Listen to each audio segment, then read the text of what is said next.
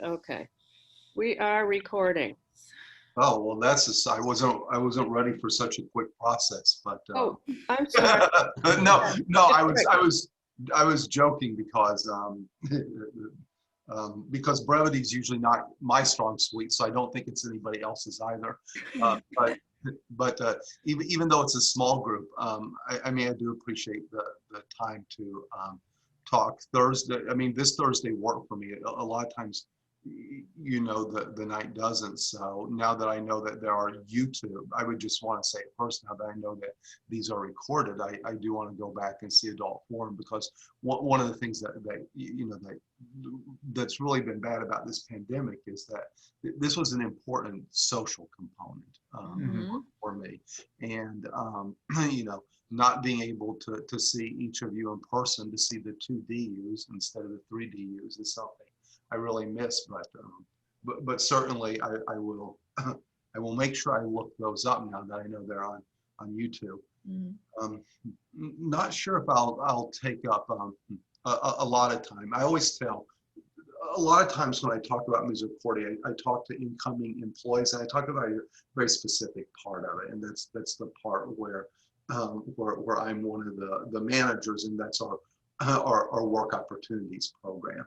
And I'm going to try not to do that tonight, but what I always tell them is, I always welcome conversational stuff, and this can be conversational or as short or long as you want it. I did have a couple of videos. I'm not sure how that really works on YouTube, I'm sorry, on Zoom, and if it doesn't work for us, that's fine, I can talk. But the reason for showing the videos is they can show you kind of the beauty of Misericordia that I can't, because like I said, even though it's a very joyous and wondrous place, usually I'm usually speaking to policy issues, and specifically to labor issues as it pertains to residents, and to a lesser extent our staff. And really that's where I want to start tonight, is really talking a little bit about the people who work there, and our staff, and not just about Misericordia, but we are in challenging times right now, and there's a lot of justice issues out there. Misericordia is well cared for by donors and by just wise fiscal management. But I work with a lot of individuals who, who are direct service professionals and stuff, who probably do a bit better at Misericordia than other places, but I really can't say. I mean, I would really like to start by saying thank you to essential workers and stuff, because so many of them are working for, very little in the way of pay. And even though we may do better than a lot of other places, these last few months has been very challenging for them. A lot of them have been in harm's way. A lot of them, quite frankly, come from neighborhoods and stuff I don't suppose a lot of us could imagine. I mean, I won't say that those of us gathered here tonight are the most comfortable people in the world, but we're certainly not the least comfortable either. And so many of the people out there in the world who are doing stuff like bathing people or feeding individuals who cannot take care of their own meals and stuff, those folks do come from those places, and they certainly deserve a lot more than life dishes out to them. And that's true where I work, but I really just want to emphasize that is the case at so many facilities that care for individuals, nursing homes and facilities for those with developmental disabilities. So I always tell people, when they want to ask, well, should you, what if I want to contribute to Misericordia? And that's the beauty of tonight, is that I don't have to come in as part of an agency that, sometimes comes to adult forums and say, if you want to support us, do that, do this. But quite frankly, we're fairly well endowed. A lot of places or are not, and so I would never tell somebody to open up their checkbook to a place, because it's not our job, other than that as taxpayers, to be supportive. But I always tell people to vote their conscience, and that's why this election is so important, but to be aware of the issues and what's facing essential workers right now. And it means a lot more to, certainly, it's always appreciated if we can give things, but it means a lot more if we can, be writing to our elected representatives, or we can vote our conscience in a polling place. So that's kind of my soapbox, that I wanted to start with. So I did want to do that at first, but mostly as a thank you to folks who have really been in harm's way, since March and stuff. So that describes a lot of people where I work, but many, many more people, who are working in places that you may have family members in, or that you may know folks at, and stuff like that. So I wanted to start with that. The other minor part of that really is that even where I work, we've made a very conscious decision to start listening to justice issues, and especially after the murder of George Floyd and stuff, because so many places, and unfortunately this includes Misericordia, the leadership in places do not often hear their employees. And we've started a lot of discussions right now about how we can change that, but hopefully in all of our lives we can work to we can work to that kind of, we can work for that kind of change. So not to put too down a note on it, what I wanted to do though to introduce the place was to show a couple of videos, and this is what may or may not work.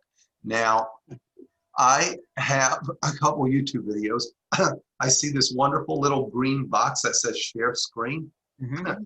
And I assume if I wanted to show something, I have to touch that green box. Yeah, you'd click on that and then click on the screen that, it should show all the screens that are up on your computer terminal. Click on one and then hit share. Your screen share. I'm not sure if a little thing that says YouTube Premium is up or not, but mm-hmm. And then hopefully I can get this to be. And if for some reason, I'm not sure what streaming capacity is for everybody, so if this doesn't work for folks, then please let me know. But this was, just to let you know, this was produced by our friends at the University of Chicago Hospital, and wanted to give the opportunity to at least let you see this. I felt God's presence. I felt that this was God's work, and I knew that I would never have to do it alone. And from the day I walked in there, the right people have always been in the right place at the right time. I'm in awe, just in awe. I don't think there's a human explanation. I really feel God is using us to witness to the world that there's still so many good and generous people who want to make a difference and found their way to Misericordia to make that difference. Well, I love Misericordia. Of course I do. Why is that?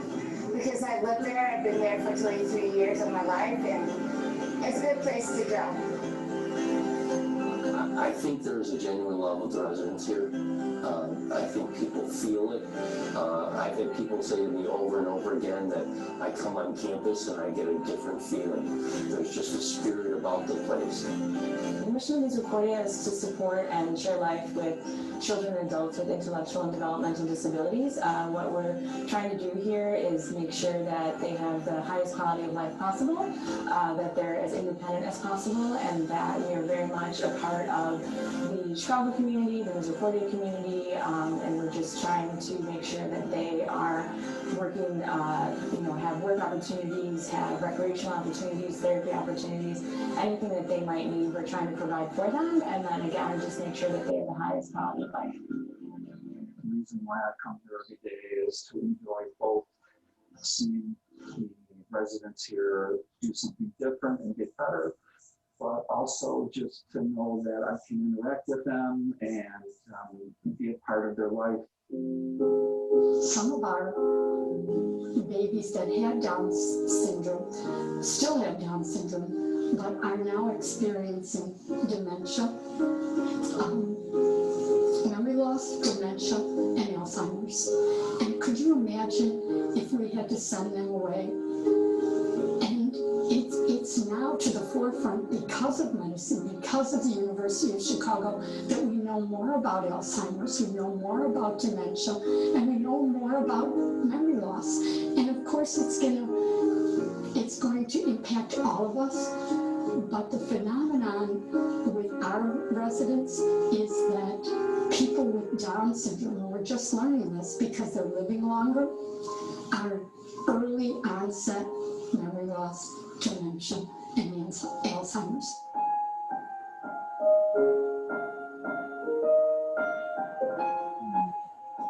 Still to this day, most neurologic conditions can't be cured, although some can, increasingly more will be. We have to focus on how do we manage conditions that are now actually becoming lifelong conditions rather than those that could cause people to die young.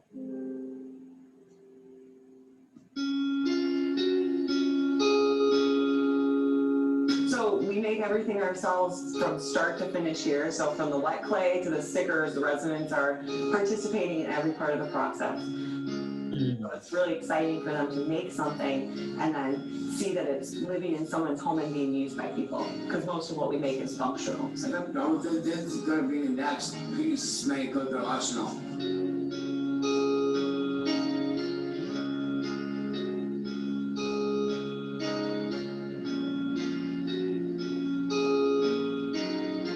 Change what is, but you can certainly make their lives as comfortable and as good and as meaningful as possible.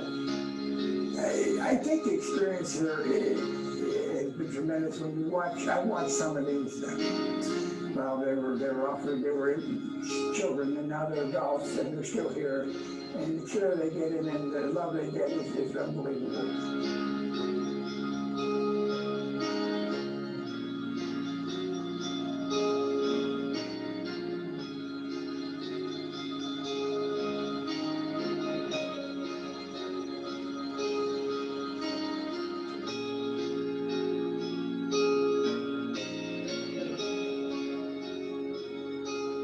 Every step of the job, a resident is able to help with something from, scooping, weighing, measuring. Even we have a daily UPS pickup, and our UPS guy is flexible and comes at a specific time because we want it to be convenient for residents to assist with bringing stuff down to the UPS truck.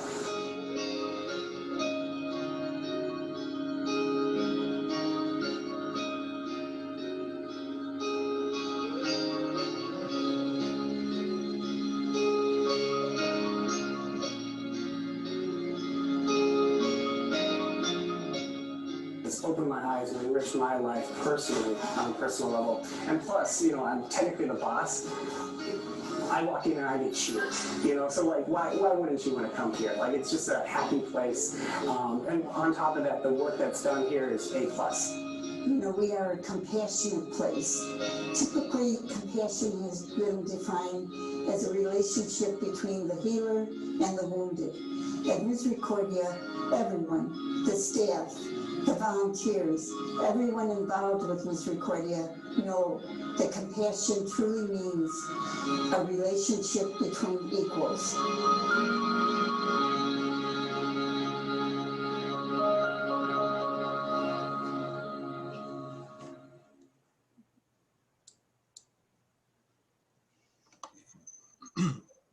Let's hope I get that right when I. Yeah, that was a good film. That was good, yeah. Yes. Yeah, it was, whoops, this is not what what I want. It is another Misericordia video that's much shorter that perhaps I would end with, but I was going to show it later. It's the day in the life of an individual. And that was obviously produced by University of Chicago. in relationship to the fact that just so many individuals, we are now starting to see Misericordia have started to develop dementia. And eventually, I want to say Alzheimer's, although the medical people and the scientists on the screen could correct me. Back when I was in college, Alzheimer's is something you could not diagnose when somebody was still living. I think today they do diagnose it well. I think they do, They yes. now, Yeah. So right now we have individuals with suspected Alzheimer's at Misericordia. So U of C was taking, we have a partnership with the University of Chicago to address some of those neurological issues. Interestingly enough, what a lot of folks don't know, they're familiar with the Catholic connection at Misericordia, but actually the country's best Downs clinic is probably at Lutheran General. And we have also a partnership with Lutheran General when it actually comes to those with Down syndrome. So that partnership has been around for over 20 years. So there's a Lutheran connection to the hospital, but they don't produce any of those. They didn't produce any of those polished videos, so you can see our friends on the south side there. I'm not sure at this point if there's any questions about anything that you saw in that video. Or Yes, I want to know, I don't imagine babies living there, but we saw a baby. How many infants do you have? So that's actually a good question. So you cannot theoretically admit an infant anymore into a facility like Misericordia, because rightfully individuals who are that young belong in homes, foster homes, and hopefully eventually adoptive homes. So Misericordia has a medical care facility whereby infants come there if sadly they're terminally ill, and so they will have to spend their life there. But a lot of times it's just waiting to get into the system, as they say. So it's a great question, but it would be ideal if we had no infants there. And I don't mean that, I don't think we should take care of infants. It's like, it would be ideal if there were homes. Sure. Stuff there, so. Well, do you have older children there, or I imagined it adults? What ages generally, other than these unusual circumstances, what's the age that usually people enter? So it's all these are great questions, and saves me from bringing it up later. So if there's a federal guideline that defines developmental disability as something that can happen to the last day of somebody's 21st year of life. And so anybody that's now admitted, except for special circumstances, 22 years or older. Got it. A few years ago, there were a lot of folks that were kind of in the system that were, so when I started in Misericordia, we had a lot of folks that were 14, 15, and the guidelines weren't there yet, and they aged up into being 22, but we won't admit anybody under that age anymore, except as on a temporary care basis. Stuff. But yeah, developmental disability begins at 22 years of age, and like I said, that's a government guideline, because bureaucrats can define developmental science better than scientists can.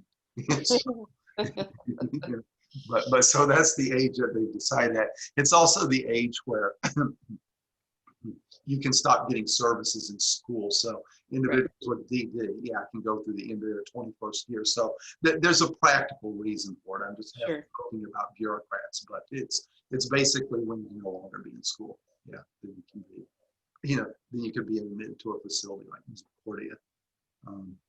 It's interesting. We kind of have two big pools of population at Misericordia. We kind of have a lot of folks in their 20s now, the young Turks, who have come on board. You saw some of the younger folks you saw in that video. Those are those are that group. This is a group that has been mainstreamed in schools. It is a group that has seen a lot more societal support than older individuals. And quite frankly, a big part of my job, I always say, is kicking our residents out of Misericordia. And I mean that in a nice way. I mean, my job is to get them into the community to work and stuff like that. A lot of older individuals won't do that. A lot of individuals in their 20s and 30s, are very willing to do it. But that describes one group of individuals we have. A lot of other individuals are at least middle age and increasingly older, and they still have, elderly parents. They had, they lived in a world where a lot of times their dependents were, were mocked, and that still happens today. But quite frankly, was socially acceptable, to use the R word, or to, which if you don't know is the word retarded, which, we don't use, but certainly, those families are so afraid of those slurs and so afraid of society that they basically don't want to, they don't basically want those community services. They want, Misericordia is a very beautiful campus and stuff. It's very well resourced and stuff, and they never want to see, their dependents leave that campus. And that's probably the most challenging thing for us, because, you and I do not, live and work in the same place, or we don't go to church or bowl or whatever. Misericordia has a bowling alley and a swimming pool and a basketball court and a chapel. And, quite frankly, the residents should be going to church somewhere else, should be going bowling somewhere else instead of campus. And we can get our younger folks to do that. But for older individuals, that's really something that the families aren't very keen on. And sometimes you can talk them out of it, and sometimes you can't. And I suppose, especially, Marcia, you as a healthcare professional, you probably got to tell people well, this isn't healthy for you. And then still have them make their own decisions. And so as a service provider, you sometimes have to tell families, this is not ideal, but we're still going to provide services, even if even if you want. It's I guess it's like the smoker. The doctor doesn't tell them he or she isn't going to provide service for them, but they are going to say, this isn't the best thing for you. And, and it's probably not, unless one gets very aged and starts showing those signs of dementia, it's not good to be in the same place 24/7. And so that's, that's a challenge I have, or whatever. Besides kicking people out, I sometimes say my job is to drive myself into obsolescence because I manage the work programs on the campus. So all those great scenes you saw in bakery and coffee, and I don't manage the business part of it because nobody would want me to do that. But I do the compliance and social service part of it. And then if we did everything correctly, quite frankly, that sort of thing would cease to exist. You wouldn't be scooping cookies at Misericordia. You would be working at a cookie factory or whatever they make cookies at. I don't know. I guess they make them at cookie factories. Okay. No, they do. Okay, good.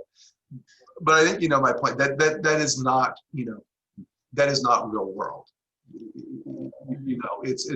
It's very utopian, and I don't apologize for folks being there. I mean, if you need to be there, I don't apologize for families being frightened of the outside world or whatever. But I wish they would also see some of the rich resources that we have in Chicagoland, and really use that. I would love to see a Misericordia resident come to Immanuel, at some point. We do have a few Lutherans there. And stuff, but families that would much rather bring pastors in to provide services and stuff. So at Misericordia and everywhere else, that's probably our kind of biggest challenge right now is what do you do with you know, what do you do when your family runs against, you know, the future, so to speak. Right now with COVID going on, you know, that's not, it hasn't been much of an issue because, you know, because people have been very, that you know, and rightfully so, we've sort of retreated back into our smaller places. I will have to tell you too, I am not the world's biggest Mike Dicker fan, but I was not laughing at Mike Dicker, Marsha. I was laughing at the fact that I saw your cat's tail. You know, at that part of the video and stuff. So,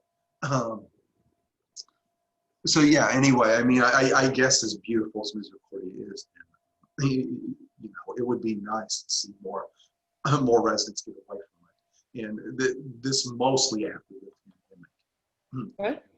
This mostly after the pandemic is you know, has at least died down, because I don't want to use terms like over, or you know, we're probably in for a long haul here, but I'm hoping what does not happen from all this is COVID-19, you know, frightens families so much that they don't want to once again engage the community.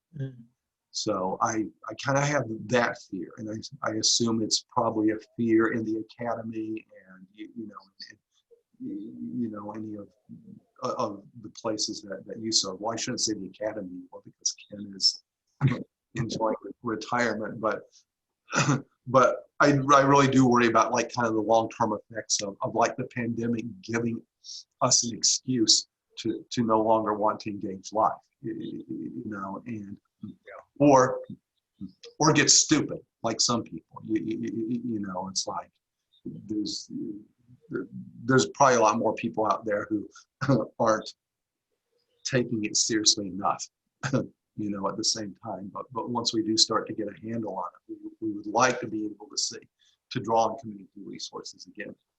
You know, a little afraid that won't happen at centers for those with developmental disabilities. I never have a clock on my computer, so. 7:32. Okay, so I'm skipping around a little because it reminds me of a couple other things I want to say, or perhaps you may have questions about, and that would be, you know, number one, to talk about the history. The nutshell history of Misericordia can probably be said in 3 dates: 1921, 1969, and 1976. 1921 is when Misericordia was founded as a home for, it probably had some kind of awful name, like for needy women and unwed mothers, or I mean, I'm sure it did not have the most PC name, but it was founded at first as a mission on the south side of Chicago on Archer Avenue, you know, Archer and 35th, to help you know, young mothers who did not have needs, and a lot of them were not even, you know, were not married and stuff like that. So for a long time, the history of Misericordia was caring for children, you know, and moms. And then in 1969, you know, when that mission vanished, Sister Rosemary Conley, who must have been like, you know, 20 at the time, you know, came there, and some of the children who were no longer in the care of their mothers had intellectual and developmental disabilities. And so her history was one of wanting to work specifically with those individuals in 1969, and then in 1976, when Angel Guardian closed down here on the north side of town, which is where our campus is right now. That was I guess a fairly storied orphanage, and not always one with a great reputation, but an orphanage on the north side of town here. And so when they closed down and stuff, the church gave Sister Rosemary part of the land to bring 39 individuals with intellectual disabilities. And at that time, they were children, you know, and babies, and you know, to start that. And then, you know, the rest is kind of history. And she became, I don't think it's any big secret that she became like a fundraising dynamo, you know, and just really committed to that mission. So it's grown from 1979 to now, from 39 600 individuals, and 1,000 employees. And I don't know of another agency where the employees outnumber the individuals they serve. So when you're talking about 1,000 employees to serve now, a lot of them are in other services and stuff. But when you're talking about 1,000 people, in service to 600, then that is not a luxury, that a lot of agencies get to have. Certainly, it's not a luxury that a lot of nursing homes, get to have, unfortunately. And some of you may have been in places, like that. But that's kind of the three important dates. And then you don't have to tell the history after 1979, because then it's just basically a nun picking up the telephone and calling every donor that she can get a hold of, saying that, I want to be able to pay staff, real wages. I want to be able to bring more and more folks here. One of our biggest challenges now, Sister Rosemary is in her upper 80s, then is what will happen, once she dies, but because it will be, it will not have her voice behind it anymore, and it will probably more directly fall under the auspices of the Archdiocese. And so right now the Archdiocese technically runs Misericordia, but they keep their hands off of Misericordia because the Sisters of Mercy, are such a vital part of it. And when it started out, a lot of people kind of wanted the Archdiocese to take a bigger role, and not a religious order, because let's face it, back in the 60s and 70s, people were like, well, nuns are awful, and archdiocesan priests are good. Now in 2020, it's just that we can't get enough of nuns, and we think too little, unfortunately, of of the priests in the archdiocese. I'm not Catholic, so I don't want to weigh into that, but obviously we know the headlines and stuff. So there's a lot of worry about what will happen, when you no longer have a Sister of Mercy at the helm, or when you no longer have a religious order at the helm, because we probably will not get the kind of support,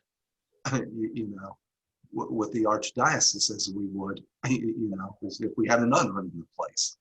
And there aren't a lot of nuns to run the place. Afterwards, we had one young woman who's now only in her early 20s become a mercy nun just recently. I often joke about looking forward to when she'll be my boss, but maybe there's some new blood there, but it doesn't look like it. And, when that happens, things will change quite a bit. And we've not seen a lot of Sister Rosemary since COVID began. She only sees the residents now in the car when they line up on campus, 6 feet apart, and in their cohorts and everything, and wave to her as she, as she drives around. So it's rather unfortunate. So that's one of the very real challenges, that we have. The other big challenge currently at the moment is basically what's just going on with COVID-19.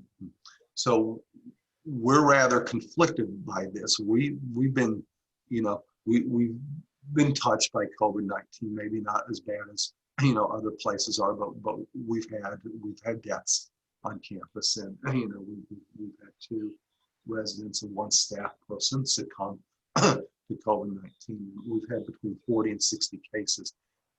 At the moment, after the last bout of it, we seem to be getting much better. But even after we get a handle on this, it is very, very difficult for those with intellectual disabilities. We all come from different points of understanding in life, but our residents really count on their home visits, going home. They really count on individuals seeing them in the hospitals, when they're hospitalized. And for the few that are still in schools, they really count on seeing their teachers. And I am really one of those people who believe the most judicious thing is to limit those things right now. But unfortunately, it is not doing a lot of those whom we serve any favors and stuff. We are seeing, we have a few folks who are still 18 to 21. We are seeing more behavioral concerns because they do not get the support of schools.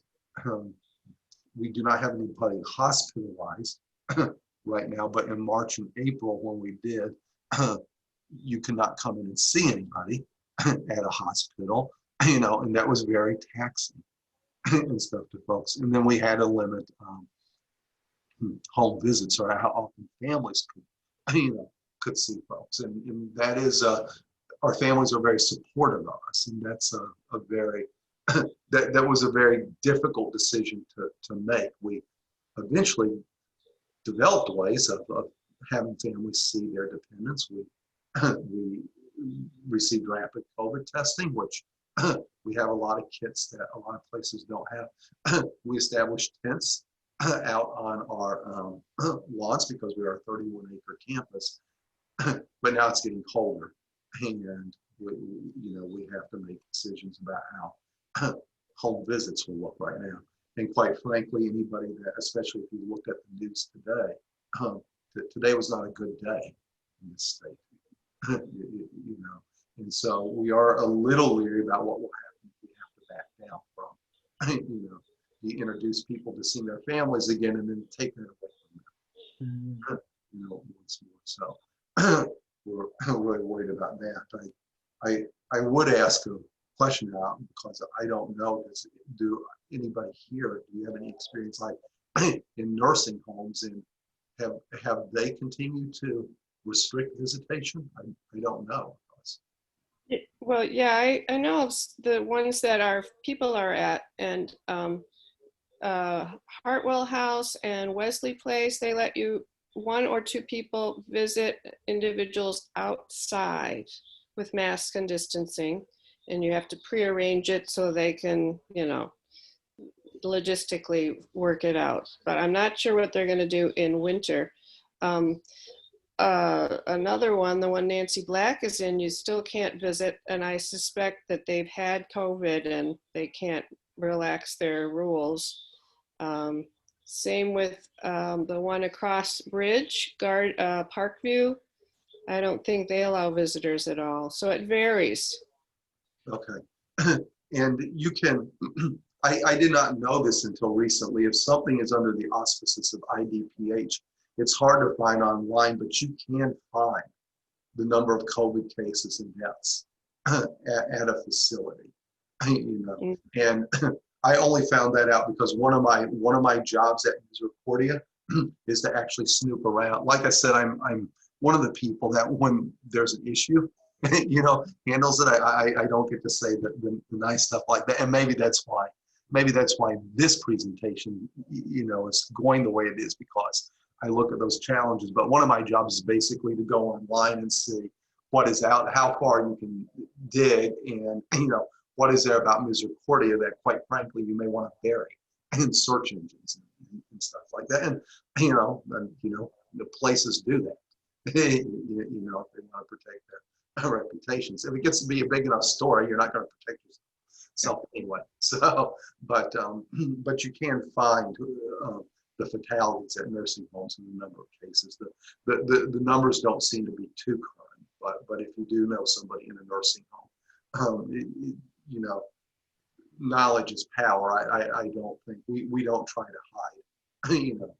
We don't try to hide coronavirus on our campus from the press, for instance, and our number of fatalities. But I suppose maybe some nursing homes which have been very impacted try to do that. But you can figure it out. I mean, you can, with enough searching, figure it out. I guess if I would say there's, we have a lot of victory. So I'm going to conclude with that in a couple of minutes. But if there's any more, challenges that, that face us, number one is funding.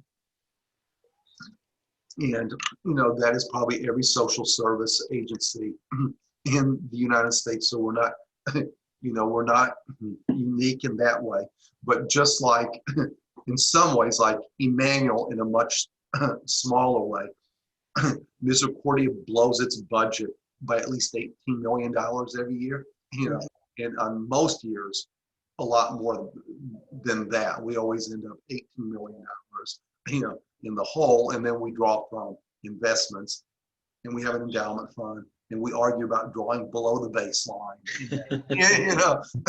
and all that other stuff. So maybe you can relate to it, or whatever. A lot of agencies don't have that. But yes, we're at the mercy of market conditions and things like that, and we quite frankly don't know what the markets are going to do. We have about enough money to continue for if the market was going swimmingly like it was at the beginning of the year. We could conceivably operate for up to 8 years without government money, but then we would have to shut down.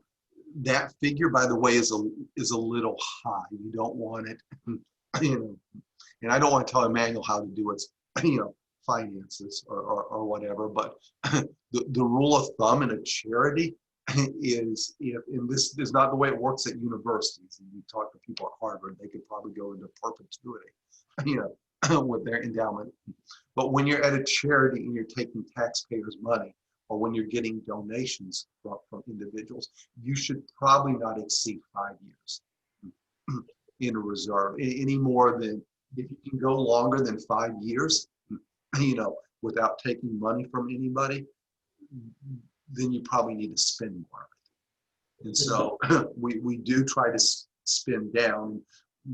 That's one of the reasons that we've had all the building campaigns and stuff like that, is in a weird sort of way, it does not look good to have 8 years of money saved up. And the big part of it is that, this is a theology thing more than anything else. It argues a theology of scarcity, that individuals who are, or organizations that are so afraid of spending money that they just have these huge amounts saved up. What they're really doing is they're not coming from a place of abundance, but they're coming from a place of being frightened, in scarcity. And so, so we actually kind of think that figure is kind of high, but nevertheless, we, like everything else, we're afraid of drawing down too, and getting below that 5-year benchmark. And then, what would happen if we, we lost government funding or something like that. Now, there's no hint of that happening, because social service agencies, especially those that work with those with developmental disabilities, that's kind of a small ask. We don't use a lot of federal and state funds, and even though we get our money from the state, a lot of it comes from the federal government. And there are very, very few people in the political arena, that want to. I mean, they'll hit a school over the head, or they'll hit, they'll hit food stamps over the head or something like that. But it's a rare day that anybody would hit a social service agency for those working with those with developmental disabilities over the head. So, so we're not, so social service agencies are not in as precarious a place as maybe schools or some of the entitlement programs. It's just there's not a lot of money there to begin with. So, so it's precarious enough. And finally, the last kind of, challenge for us would be, would just be what we pay staff. We have a very good, law in the state that's moving toward paying individuals $15 an hour. But what did not happen with that law is there used to be the rates for those who are DSPs. It used to be there was a state rule that said that a DSP has to make $5 an hour more than the minimum wage. And as far as I know, that's not been written into the law yet. What's DSP? Oh, direct service professional. So our CNAs, certified nursing associates, as they call them in a lot of places. But those essential workers, those frontline people who are bathing and helping individuals eat and stuff, the people you most need at an agency. I'm not the person you most need at Misericordia. The person in the office working with Excel and explain policy, the people, but the people you need have to be paid. Up until recently, $5 an hour more.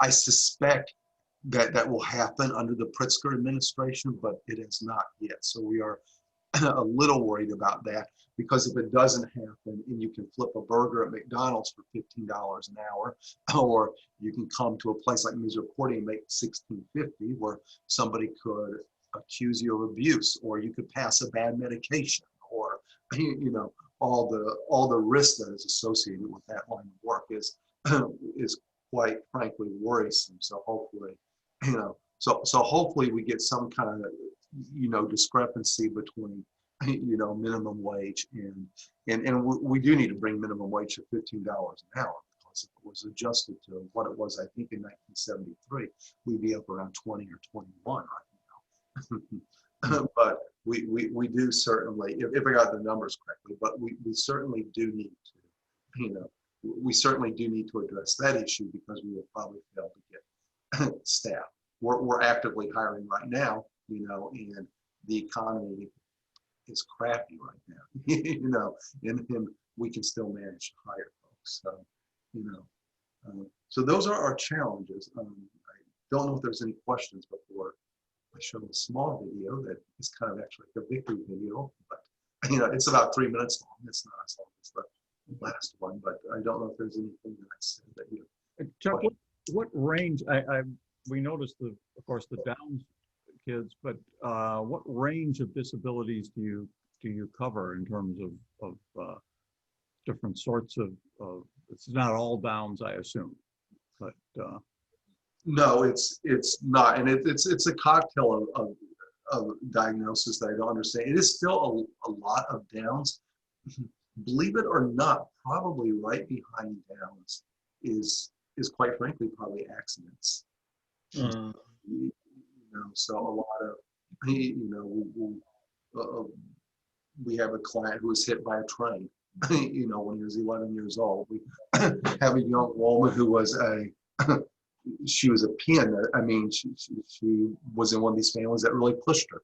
She was a pianist, and she was, on her dive and swim team. And she dove into a pool and had head injury and stuff like that. So probably behind Downs, probably head trauma. And then the genetic stuff that I don't understand, because it is still, there are still genetic diagnoses outside of Downs, that we have there. And I'm not an expert on it, but almost all of it has to do with the addition of chromosomal material. I mean, Downs is certainly that way, but almost all of it has to do with that. But right behind that is head trauma. A lot of our residents are dual diagnosed. We have a lot of residents with cerebral palsy, which, just because we're able to take them, most individuals with cerebral palsy do not have intellectual disability.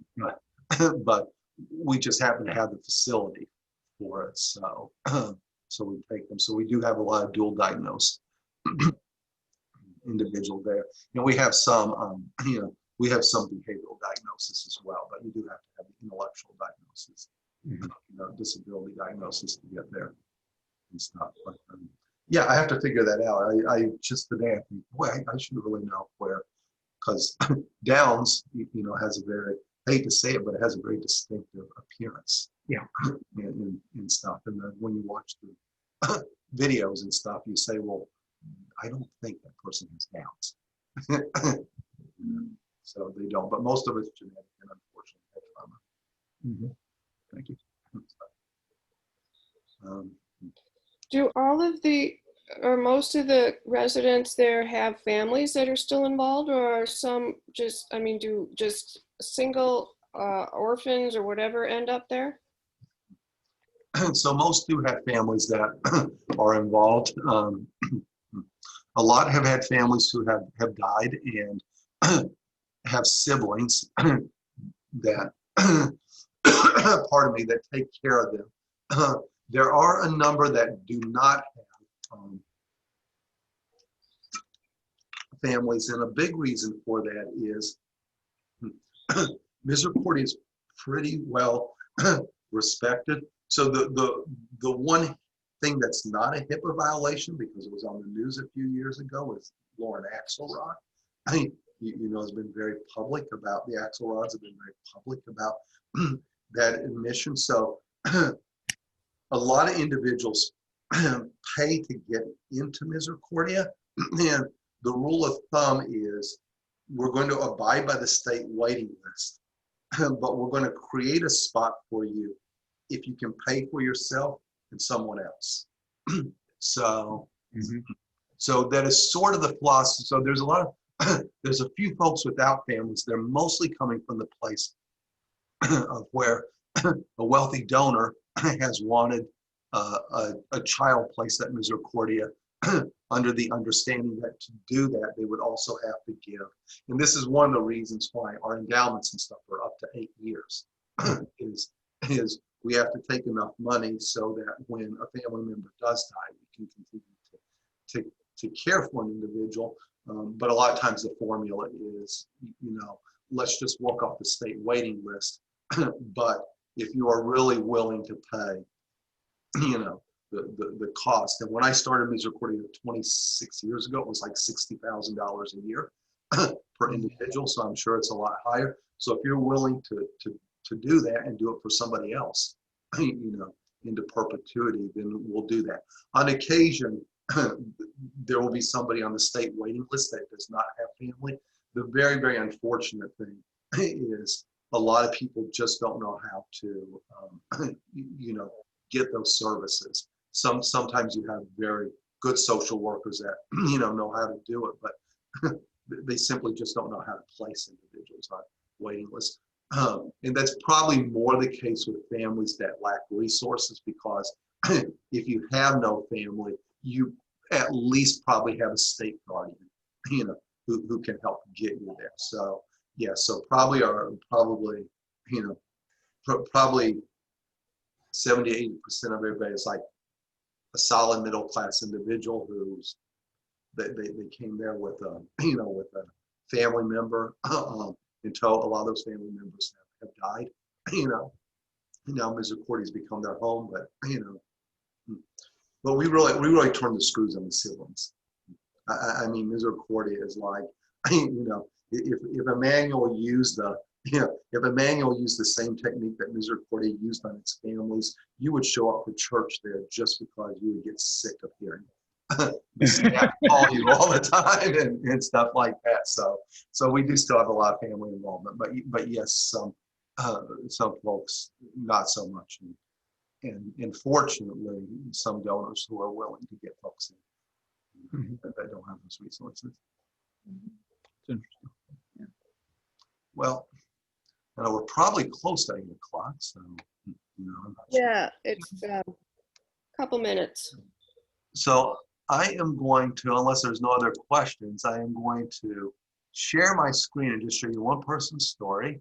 It's about 3 minutes long. Her name is Molly, and so her story, this is mostly about her instead of Misericordia, but I always find it an inspirational story. I love sharing it with folks. I want to kind of go out on this one.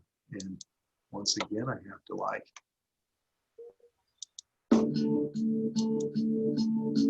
Everyone knows her.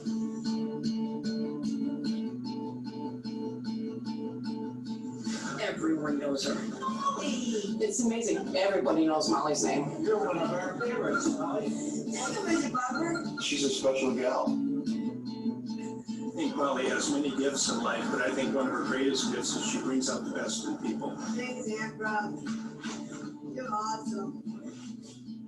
People, it takes a while to understand that she's just another regular person, and in many ways a lot more capable than some of us are.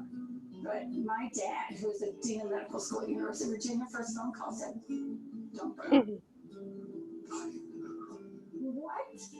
And he thought it would ruin our lives. But we knew. rest of them, I don't know. In the past, people with developmental disabilities were in beds, were confined to rooms, they didn't live as long. Our family members deserve to be a part of the community. Misericordia is a home to 600, mostly adults, some children have developmental disabilities.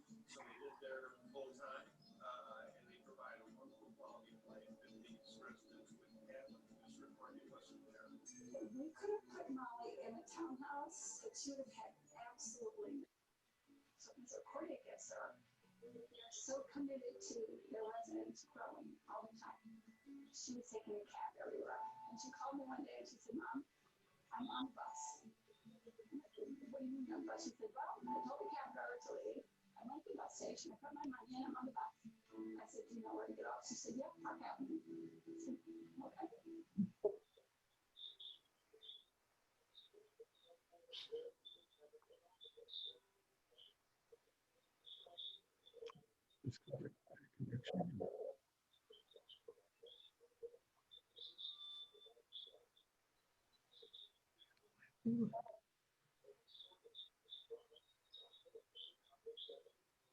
Maybe Chuck.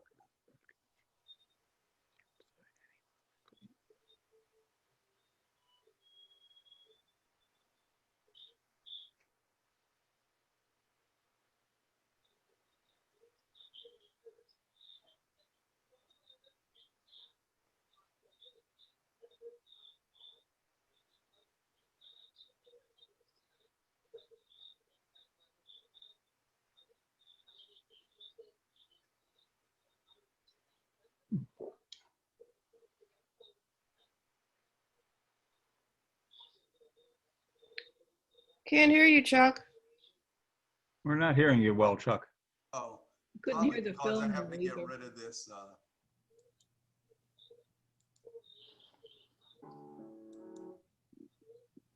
I'm trying to get rid of that. I'm not sure if you can hear me now, but Vaguely. vaguely. Well, it's probably a sign that I've spoken long enough anyway, and our time's coming to the end. I just wanted to leave you after talking about some heady stuff, something that was kind of inspirational. And maybe next time you're in Glendy, you can go to Grand Foods and you know and see Molly, or I mean, or you can go to Panera or Olive Garden or Mariano's or Treasure Island or Play It Again Sports in Evanston or Lowe's in Lincolnwood, all of those. I shouldn't name drop, but these are all places that have employed our individuals. So, Right. stuff. But anyway, I wanted you to see Molly's story. I also wanted to thank you, you know, for the time and the opportunity to do this. Now that I know it's on YouTube, I will make sure I catch up on the adult forum. Yeah. Good. Okay. Well, that's very interesting. Thank Thank you. It's been wonderful. Thank you, Chuck. Thank you. And thank you. Okay, have a good evening, everyone. Okay, bye-bye. Bye. Bye-bye. Bye. Take See care. you next week. Yeah. See you next week. Right. Let's see. Is there anything else we have to do? You got to turn off the recording. Oh, when they say cancel, I